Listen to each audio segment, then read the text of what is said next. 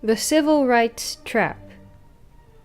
On the entire question of legally and judicially imposed civil rights, we have been subjected to a trap, to a shell game, in which both sides adopt the same pernicious axiom and simply quarrel about interpretation within the same framework.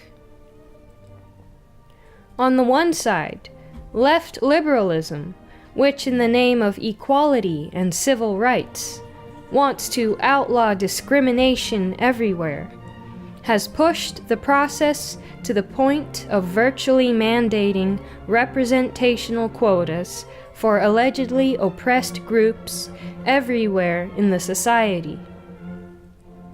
Be it jobs and promotions, entry into private golf clubs, or in legislatures and among the judiciary.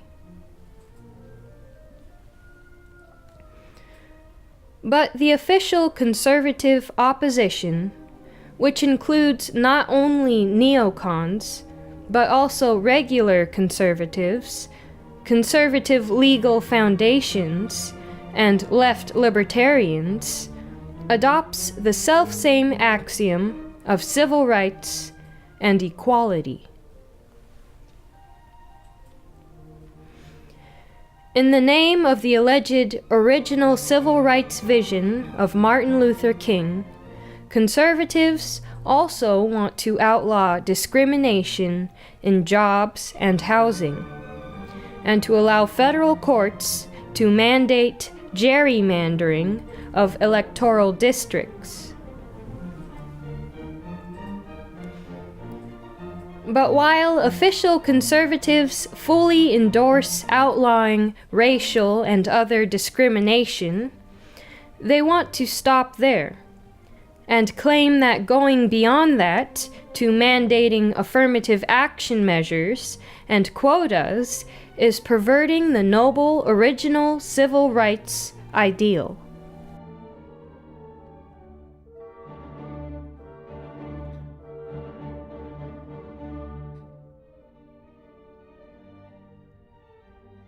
A typical expression of this view is the Wall Street Journal's editorial on Marshall's resignation. After hailing Marshall and the other heroes' achievements, including Brown, and the original civil rights ideal mandating fundamental fairness in the nation's civic life, the journal laments that Marshall and the rest of the civil rights movement have tragically gone beyond that doctrine and come precariously close to approving quotas. The journal also hastens to assure left liberals and everyone else that Marshall's achievement of coerced equality for blacks is not in danger, but a permanent legacy.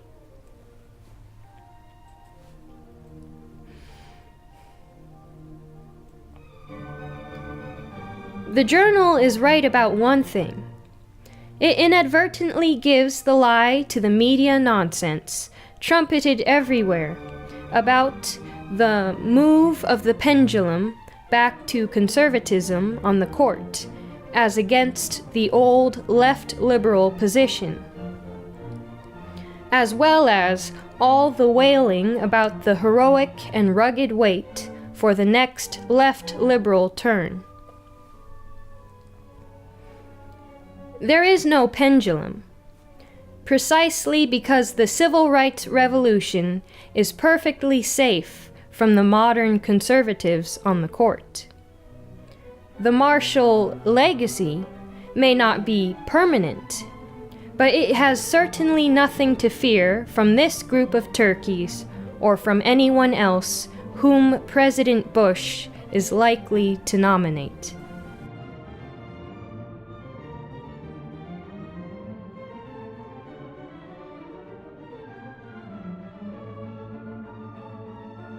The original sin of civil rights, which would have been perfectly understood by such old conservatives as the much maligned 9 old men who tried to block the measures of the New Deal, is that anti-discrimination laws or edicts of any sort are evil, because they run roughshod over the only fundamental natural right, the right of everyone over his own property.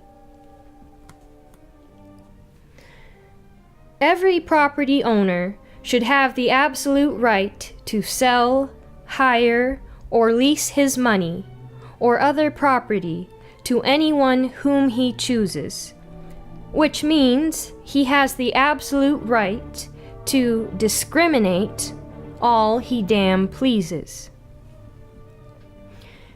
If I have a plant and want to hire only 6-foot albinos, and I can find willing employees, I should have the right to do so, even though I might well lose my shirt doing so.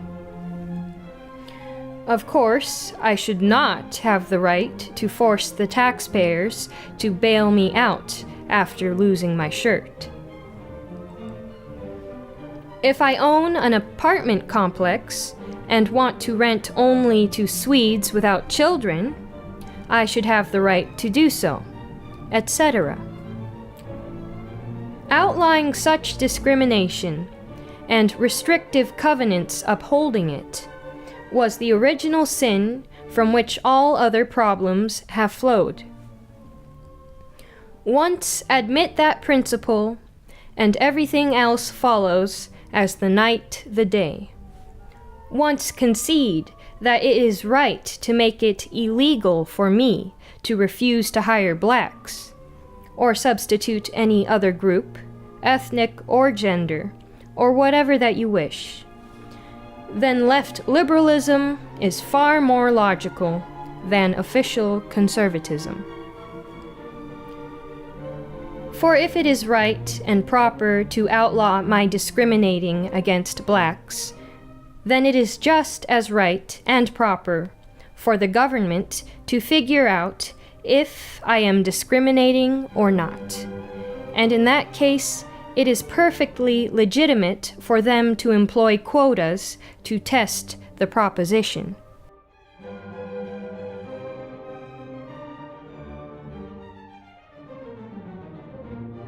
Current conservatives say it is okay to outlaw discrimination if such a result is intended by employers or landlords, but that it is monstrous and illegitimate for the government to use statistics and other objective measures to figure out whether discrimination exists. Hence the specter of quotas.